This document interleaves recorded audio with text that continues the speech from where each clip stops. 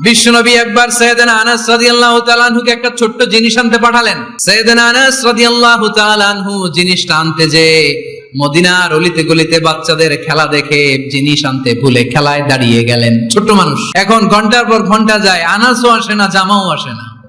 বিশ্বনবী ভাবলেন, হায় রে, আনাস মনে হয় ভুলে গিয়েছে, কি আর করা যায়, নিজের জামা নিজেই নিয়ে আসি। বিশ্বনবী বের হলেন জামা আনতে, বের হয়েই দেখে মদিনার গলিতে বাচ্চারা খেলতেছে, ওইদিকে আনাস রাদিয়াল্লাহু আনহু দাঁড়ানো। বিষ্ণু সাল্লাল্লাহু কিছু বললেন না, যে উনিও আনাস রাদিয়াল্লাহু তাআলা আনহুর পাশে দাঁড়িয়ে খেলা দেখতে আরম্ভ করলেন। সুবহানাল্লাহ পড়বেন না? সাইয়েদনা আনাস খেলা দেখতে দেখতে দেখতে দেখতে দেখতে দেখতে হঠাৎ বিশ্বনবীর দিকে চোখ পড়ে গেছে। উনি বললেন, বিশ্বনবী আমারে ধমক দেন নাই, আমার গায়ে হাত তোলেন নাই, বিরক্তিও প্রকাশ করেন নাই। বিশ্বনবী শুধু একটা হাসি দিয়েছেন, স্মাইল। কি দিয়েছেন? একটা মুচকি হাসি দিয়েছেন। কি হাসি?